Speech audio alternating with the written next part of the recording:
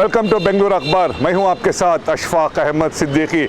बेंगलुरु अखबार चैनल में जब भी हमने किसी तालीम याफ्ता इंटेलेक्चुअल से आपसे मुलाकात करवाई, इसके सबसे बड़े दो फ़ायदे ये होते हैं कि एक तो हम सबको इन्फॉर्मेशन तो मिलती है, जो सबसे बड़ा जो दूसरा फ़ायदा है कि हमारी ज़िंदगी के लिए हमें सीख मिलती है कि हम अपनी ज़िंदगी को कैसे गुजारें जिससे हमें कामयाबी हासिल हो। आज हम मौजूद है बेंगलुरु के यहाँ पर वसंत नगर में मौजूदा अलायंस फ्रांसिस यहाँ पर है, जो इंडिया और फ्रेंच के जो जॉइंट बायलैटरल के लिए यहाँ पर एक सेंटर बनाया गया था, दोनों के एक बायलैटरल कल्चरल को बढ़ाने के लिए। इनके प्रेसिडेंट ज़फ़र मोहिउद्दीन साहब, जो आर्ट में प्ले राइटर हैं, डायरेक्टर हैं, और जो पॉलिटिक्स की अगर हम बात करें तो जब आम आदमी पार्टी कर्नाटक में उसके one of the founding member भी रहे हैं। काफ़ी सारी इनकी खिदमत हैं, पर्टिकुलरली उर्दू ज़ुबान के बारे में, और इन्हें साउथ इंडिया में मिर्ज़ा गालिब भी कहा जाता है। आइए आज हम आपकी इनसे मुलाकात करवाते हैं, इनसे जानते हैं इनकी ज़िंदगी के बारे में, और ख़ुद भी हम सुनते हैं कि हमारी ज़िंदगी किस तरह से आगे जाए, और इंडिया की गंगा जमनी तहजीब के बारे में भी हम बात करते हैं। अपने घर का दरवाजा बंद और आना जाना मौकूफ कर दिया। बेशुगल जिंदगी बसर नहीं होती, सो ज़मीं माए अपनी सरगुज़िश लिखना शुरू की। जो कुछ सुना उसको ज़मीं माए ख़ाक करता गया। मैं जिस शहर में रहता हूँ उसका नाम दिल्ली और उस मोहल्ले का नाम बल्ली मारों का मोहल्ला है। राजा नरेंद्र सिंह बहादुर वाली पटियाला ने साहब इंग्लिस्तान से ये अहद लिया था कि बर वक्त गारत दिल्ली ये लोग बचे रहे, सो ये कूचा महफूज रहा। चुनाचे जब राजा के सिपाही जिस शख्सियत का अभी हमने आपको तारुफ करवाया, आज वो शख्सियत खुद आज हमारे साथ मौजूद हैं। ज़फ़र मोहिउद्दीन साहब आज हमारे साथ मौजूद हैं। आइए इनसे बात। सर, ज़िंदगी का इतना बड़ा तजुर्बा है आपका, इस मुल्क को गंगा जमनी तहजीब का मुल्क कहा जाता है। आज के हालात में आप इस मुल्क के माहौल को किस नज़रिए से देखते हैं? पहले तो मैं बेंगलुरु अखबार का शुक्रिया अदा करना चाहता हूँ कि आपने मुझे इस काबिल समझा और मेरे ताल्लुक़ से एक दो बात करना चाह रहे हैं। देखिए, इसमें कोई दो राय नहीं है। हिंदुस्तान जब से आज़ाद हुआ है, आज़ादी से पहले भी गंगा जमनी तहजीब के लिए माना जाता है और आज भी माना जाएगा, क्योंकि यहाँ जितना सेकुलरिज़म है मैं नहीं समझता कहीं और आपको मिलेगा। पाकिस्तान में तो बिल्कुल भी नहीं, शायद ना मिले आपको। लेकिन यहाँ लोग इतने अच्छे हैं कि भाई ये चाहते हैं कि भाई एक दूसरे से मिलकर रहें। हाँ, चंद लोग हैं, वो तो आपको हर कम्युनिटी में मिलेंगे। चंद लोग चाहते हैं कि कुछ नफ़रतें फैलाएं, वो फैला रहे हैं, बट उनकी चंद लोगों की नफ़रतों से जो है ना पूरे लोगों पर इसका असर नहीं होगा। मुझे पूरा यकीन है हमारा देश जो है ना सारे जहां से अच्छा हिंदुस्तान हमारा, जैसा अल्लामा इकबाल ने कहा है। सर, शोरा की अगर हम बात करें, आपको उर्दू अदब का एक सोल्जर कहा जाता है। इतने बड़े शोरा हैं, अल्लामा इकबाल है, मौलाना अल्ताफ़ हुसैन हाली हैं, रूमी हैं। ऐसा क्योंकि मिर्ज़ा गालिब ने आपकी ज़िंदगी पर इतना बड़ा असर क्यों था कि आपको इंडिया में मिर्ज़ा गालिब कहा जाता है? अरे शुक्रिया। अगर ऐसा कहें तो मेरे लिए बाइस फ़ख्र की बात होगी कि मैं बहुत बड़ा परस्तार हूँ मिर्ज़ा गालिब साहब का, क्योंकि मुझे उनकी शायरी में वो सेकुलरिज़म दिखाई देता है। वो कभी एक मज़हब की बात नहीं करते अपनी शायरी में, वो तो हमेशा सेकुलर रहे हैं, और उनकी शायरी में काफ़ी फ़िलासफ़ी भी है। तो जब जब मैं उनके अशार पढ़ता हूँ तो एक नए माने ढूंढने लगता हूँ उनके अशार में, और जैसा जैसा मैं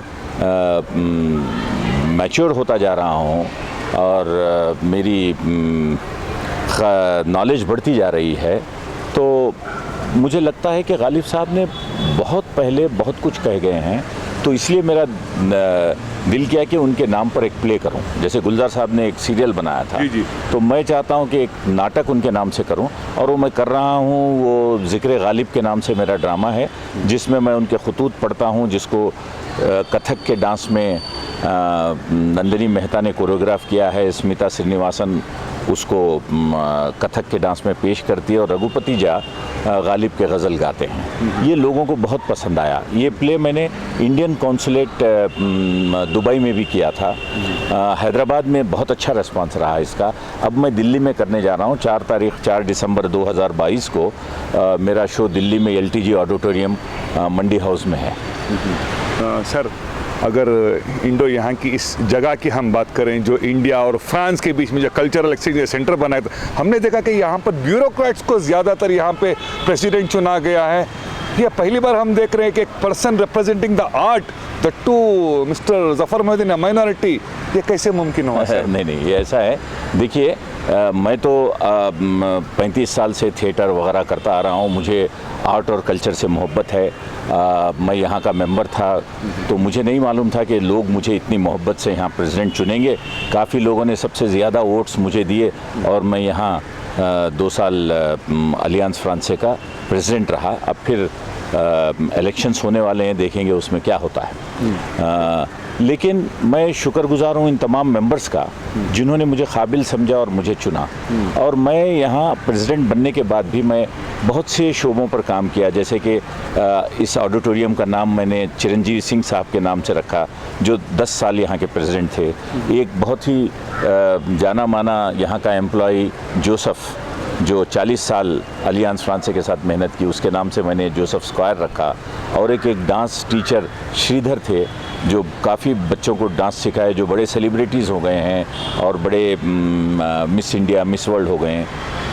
वो जब गुज़र गए तो उनके नाम से, श्रीधर के नाम से मैंने डांस स्टूडियो रखा। और एक अहम काम मैंने यहाँ ये किया कि यहाँ आज देख रहे हैं कितने लड़के लड़कियाँ आपको अपने परफॉर्मेंस करते हुए, कि मैंने थिएटर के लिए 50% ऑडिटोरियम के रेट्स काट दिए और क्लासिकल म्यूज़िक के लिए, क्लासिकल डांस के लिए और लिटरेचर के लिए। इसका फ़ायदा ये हुआ कि लॉकडाउन के बाद, कोरोना के बाद काफ़ी लोग अब यहाँ आ रहे हैं and this has become a cultural hub. तो I am thankful to the members of alliance जिन्होंने मुझे चुना। सर इंडिया में दूरदर्शन की बात करो, ये एक सीरियल है जो हमारी ज़िंदगी का हिस्सा बना हुआ था, मालगुडी डेज़।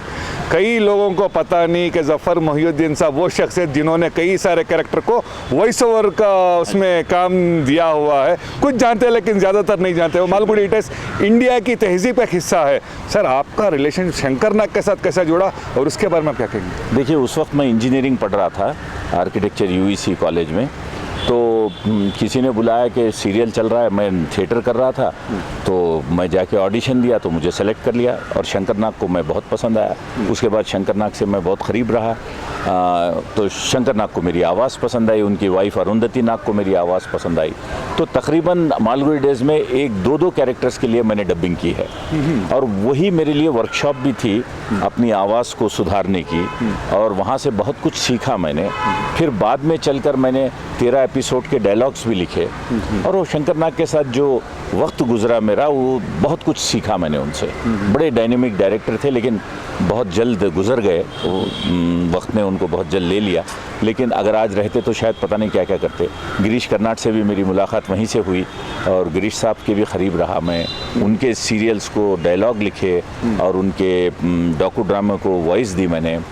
तो सत्यू साहब के साथ रहा। ये मेरे बड़े अच्छे उस्ताद गुजरे हैं, MS सत्यू साहब, जिनके साथ मैंने बहुत कुछ सीखने को मिला मुझे। जी सर, अगर मैं उर्दू अदब की बात करूं तो आज हमारे हम बचपन से देख रहे हैं कि इंग्लिश मीडियम थी, ऐसे नहीं कहा जाइए, लेकिन आज के बच्चे हम देख रहे हैं इंग्लिश में इतना ज़्यादा अपने आप को मुब्तला कर रहे हैं कि उर्दू ज़ुबान से दूर जा रहे हैं। इस ज़ुबान को किस तरह से हम हिफाजत कर सकें ताकि आइंदा नस्लें भी इसको बचा कर रखें, वरना हमारे साथ इस ज़बान भी ख़त्म हो जाएगी। देखिए, ज़बान को ज़िंदा रहने के लिए कॉमर्स भी ज़रूरी है। ज़बान के साथ कॉमर्स का ये होता है, लेकिन उर्दू ज़बान के साथ कॉमर्स से ज़्यादा आर्ट और कल्चर का दखल रहा है कि लोग उर्दू को अपने तहज़ीब का हिस्सा मानते हैं। भले ही उर्दू की लिपि कम हो रही है, लेकिन उर्दू सीखने के लिए आपको उर्दू मीडियम पढ़ने की ज़रूरत नहीं है। मैं भी अंग्रेज़ी मीडियम का हूँ। घर में मुझे दादा ने अलिफ बे ते सिखाया, तो मैं घर में उर्दू सीखा। अब आप दिलीप कुमार को लीजिए, कौन से उर्दू यूनिवर्सिटी में पढ़े थे, लेकिन जब तकरीर करते थे तो ऐसा लगता था कि अच्छे अच्छे डॉक्टरेट्स उर्दू के उनके सामने मतलब उतना नहीं बोल पाएंगे जितना दिलीप कुमार साहब बोलते थे। वो तो 10वीं क्लास भी पास नहीं थे। और तो उर्दू आज भी ज़िंदा है, फिल्मों में ज़िंदा है, आर्ट में ज़िंदा है, थिएटर में ज़िंदा है। तो उर्दू तो रहेगी। हाँ, अलबत्ता क्योंकि पढ़ने वाले कम होते जा रहे हैं तो उर्दू की लिपि कम हो रही है, लेकिन उर्दू को पढ़ना इतना अच्छा लगता है लोगों को। अब देवनागरी में पढ़ने लगे हैं, हिंदी लिपि में उर्दू को पढ़ने लगे हैं। अब फिर अंग्रेज़ी रोमन स्क्रिप्ट में भी जो है नहीं उर्दू की शायरी पढ़ने लगे हैं, लेकिन इसको ज़िंदा रख रहे हैं बहुत से लोग। मैं संजू शराफ का शुक्रिया अदा करूंगा जिन्होंने रेख्ता.org एक वेबसाइट शुरू की है और हर साल दिल्ली में उसकी फेस्टिवल होती है रेख्ता की, तो जश्न रेख्ता मैं भी जा रहा हूँ अटेंड करने के लिए दिल्ली।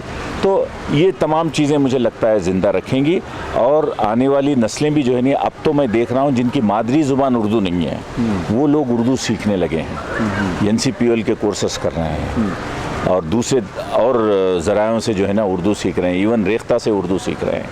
तो मुझे नहीं लगता कि इतना जल्दी उर्दू वैनिश हो जाएगी हमारे। सर क्या आपको लगता है इसकी सबसे बड़ी वजह ये है कि पहले हम देखा करते कि हर महीना कहीं ना कहीं एक मुशायरा होता था, गज़ल की रात होती, जिस तरह जिक्र गालिब करें इस तरह के आर्ट के शोज हुआ करते।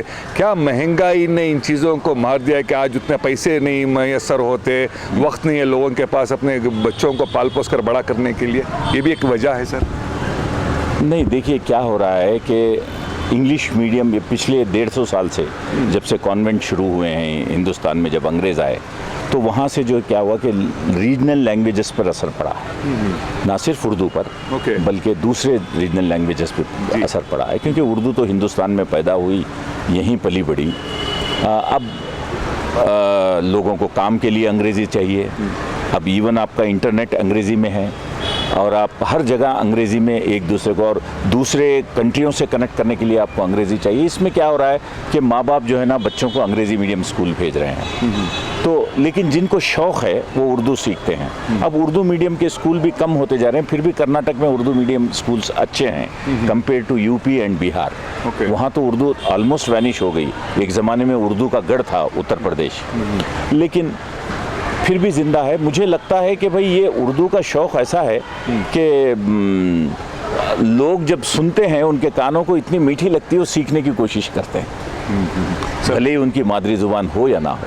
मेरा आखिरी और इम्पॉर्टेंट सवाल, 2011 के बाद के सेंसस को अगर देखें तो इंडिया में जो मुसलमानों की आबादी को बताया गया था 20+ करोड़ को दिखाया गया था, लेकिन अनफॉर्चुनेटली है कि सिर्फ 6 करोड़ लोगों ने लिखा है कि हमारी मादरी ज़ुबान उर्दू है, 14 करोड़ लोगों ने वो नहीं लिखा है। मेरा आपसे सवाल ये है, आज के नौजवान जिस तरह के गैजेट्स में अपनी ज़िंदगी को मुब्तला कर रहे हैं, ड्रग्स की तरफ जा रहे हैं, क्योंकि आपका इतना बड़ा सियासत में भी आपका सफ़र है, आज के नौजवानों को क्या मैसेज देंगे कि अपनी ज़िंदगी कामयाब है, किस तरह से उनको फोकस करना चाहिए, किस रास्ते पे चलना चाहिए? आपने जो बात की, मैं नहीं मानता कि भाई उर्दू सिर्फ मुसलमानों की ज़ुबान है, उर्दू हिंदुस्तान की ज़ुबान है और उर्दू को फ़रोग़ करने में बहुत से गैर मुसलमानों का हाथ रहा है। अब आप गोपीचंद फिराक को लीजिए, गोपीचंद सहाय को लीजिए, प्रेमचंद को लीजिए, राजेंद्र सिंह बेदी को लीजिए, गुलजार साहब को लीजिए जो सिख हैं, सरदार हैं, तो इवन गोपीचंद नारंग को लीजिए। ये सब लोगों ने उर्दू में जो है ना उर्दू के लिए काफ़ी काम किया है और उर्दू किसी एक मज़हब से नहीं। इसी पर भी मैंने एक ड्रामा लिखा था, ज़बां मिली है मगर, ये बताने के लिए कि उर्दू से मुसलमानों का कोई ये नहीं है। हाँ, बहुत से लोग लिख रहे हैं क्योंकि उनकी मादरी, आज मैं भी मिलता हूँ कुछ लड़कों से, यूपी के लड़कों से जो मुस्लिम्स हैं, उनको पूछता हूँ आपकी मदर टंग हिंदी, क्योंकि उन्होंने हिंदी में पढ़ा है, क्योंकि वो उर्दू नहीं पढ़े हैं, तो वो बोलते हैं कि मेरी मादरी ज़ुबान में मेरी घर की ज़ुबान भी हिंदी है, क्योंकि ये वैनिश हो रही है। इससे कोई दो राय नहीं है कि उर्दू स्लोली वैनिश हो रही है, लेकिन इतना जल्दी वैनिश भी नहीं होगी, क्योंकि इस ज़ुबान में जो मिठास है ना फिर इसे ज़िंदा करेगी। अब ये बहुत ही क्लासिकल ज़ुबान होके रह गई है, लोग इसको सुनना पसंद करते हैं क्योंकि पढ़ तो नहीं पा रहे हैं लेकिन कानों से सुनते हैं। इसलिए मैं समझता हूँ कि भाई थिएटर के ज़रिए मैं, जहाँ तक मेरी कोशिश होती है कि मैं लोगों तक पहुँचता हूँ, इस ज़ुबान में पहुँचता हूँ। जो लोग आपसे कैसे जुड़ सकते हैं? आज के नौजवान जो अलायंस फ्रांसिस का हिस्सा बना, आर्ट कैसे जुड़ सकते हैं? कुछ नौजवान आ रहे हैं, कुछ यंग नौजवान, उनको शौक़ हो रहा है। यहाँ आने के बाद मेरी थिएटर में उर्दू भी सीखे हैं कई लड़के लड़कियाँ। हाँ, उनको लगता है कि ये ज़ुबान हमें सीखना है। आखिर है क्या इस ज़ुबान में, क्या बात है इसमें, इतनी शीरीं और इतनी मिठास है इसमें, इस ज़बान में। तो ये मुझे नहीं लगता कि इतना जल्दी वैनिश हो जाएगी। हाँ, सिलेबस, कॉलेजेस, स्कूल से वैनिश हो रही है, लेकिन लोगों के दिलों से वैनिश नहीं हो रही है। ओके सर, सबसे लास्ट, क्योंकि आपको मिर्ज़ा गालिब का टाइटल मिला हुआ है, हमारे नाज़रीन के लिए आपके अंदाज में गालिब साहब के एक दो अशआर कर दीजिए। मेहरबान हो के बुला लो मुझे चाहे जिस वक्त, मैं गया वक्त नहीं हूँ कि फिर आ भी न सकूँ। सुभान अल्लाह, thank you so very much. ये थे हमारे साथ ज़फ़र मोहिउद्दीन सर। वाकई इनके खिदमात पॉलिटिकल इस लाइन में ले लीजिए, समाज में ले लीजिए या मिलत की खिदमत में ले लीजिए, काफ़ी ज़्यादा है। कोई भी हजरात, नौजवान लड़के लड़कियां अपनी एकेडमिक से हटकर आप इस लाइन में आना चाहिए तो जुड़ना चाहते हैं तो वसंत नगर में अलायंस फर्सेस यहाँ पर है, यहाँ पर आकर ज़फ़र मोहिउद्दीन साहब से आप जुड़ सकते हैं। बकिया खबरों के लिए आप जुड़े रहे बेंगलुरु अखबार के साथ। मेरे साथी नरेंद्र के साथ मैं हूँ अशफाक अहमद सिद्दीकी।